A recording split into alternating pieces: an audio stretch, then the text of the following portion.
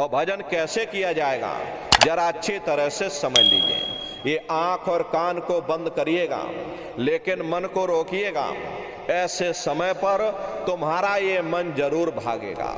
अभी आप यहाँ सत्संग में बैठे हो, शरीर तुम्हारा भले यहाँ बैठा हो, लेकिन मन सारी दुनिया में भाग रहा। अब किसी को कोई बात याद आ गई तो मन आपस में बातचीत करने लगा।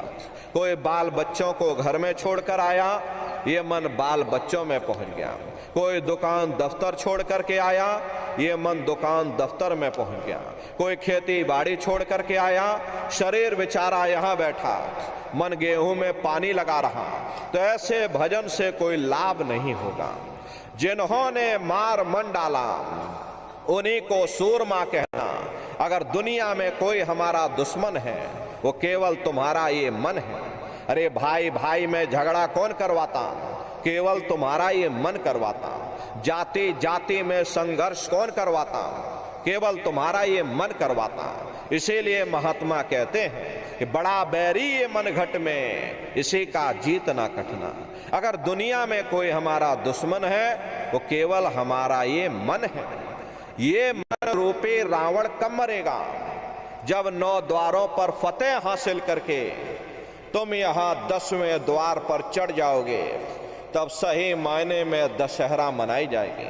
अरे बाहर की दशहरा नहीं है जो लकड़ी का रावण आप बना देते हो और फूंक फांक करके घर लौट आते हैं कि तो भाई हमने रावण मार दिया। अरे महात्माओं ने कहा था भाई सही मायने में तुम दशहरा कब मनाओगे? जब 9 द्वारों पर फतेह हासिल करके तुम यहाँ 10वें द्वार पर चढ़ जाओगे, तब सही मायने में विजयदशमी मनाई जाएगी।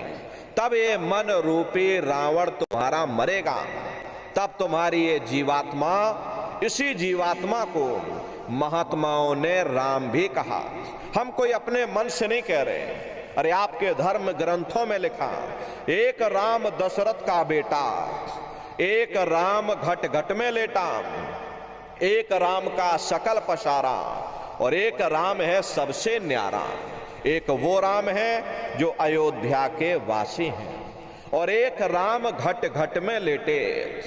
यानी हमारी आपकी जीवात्मा जो हर एक के अंदर मौजूद है। महात्माओं ने कहा भाई एक वो राम है, और एक राम का सकल पसारा, यानी पहले स्थान के मालिक वो निरंजन भगवान, जिनको दुनिया त्रिलोकीनाथ कहती है, जिनका ये पूरा पसारा, ये पूरा संसार है। महात्माओं ने कहा भाई एक वो राम है, और एक राम है सबसे न्यारा, 5वें स्थान के मालिक, वो सतपुरुष भगवान जो हमारे आपके सच्चे पिता हैं। महात्माओं ने कहा भाई एक वो राम है। तो महात्मा तो उस राम की महिमा गाते हैं। लोग यहाँ जात पात बनाते बनाते मर गए, लेकिन ऐ नन्नारियों, जब तुम्हारी ये जीवात्मा इस मनुष्य रूपी चोले को छोड़ करके ऊपर धर्मराज की कचहरी में पहुंचेगी, तो वहां न तुमसे ये पूछा जाएगा कि भाई तुम किस जाति के हो, या तुम किस कौम के हो, या तुम किस मजहब के हो, तुम हिंदू हो या मुसलमान हो, तुम हिंदुस्तान से आए हो या तुम पाकिस्तान से आए हो। अरे वहां तुम्हारे कर्म देखे जाएंगे, भक्ति भाव देखा जाएगा, मालिक से मिलने का प्रेम और प्यार देखा जाएगा।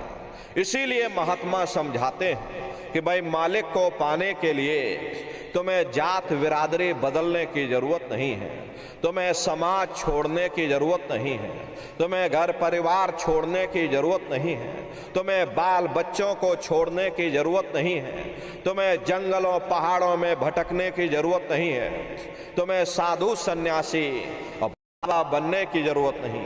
अरे भाई तुम अपने अपने घर परिवार में रहो, अपने अपने बाल बच्चों के साथ रहो, अपने अपने समाज में रहो, समाज की रीत नीति के अनुसार रहो, मेहनत और ईमानदारी से काम करो, और 24 घंटे में घंटा 2 घंटा अपनी जीवात्मा के कल्याण के लिए सुरत शब्द नाम की कमाई, यानी सुमरन, ध्यान और भजन करिएगा। यही दौलत तुम्हारे काम आएगी, बाकी सब यहीं पड़ा रह जाएगा।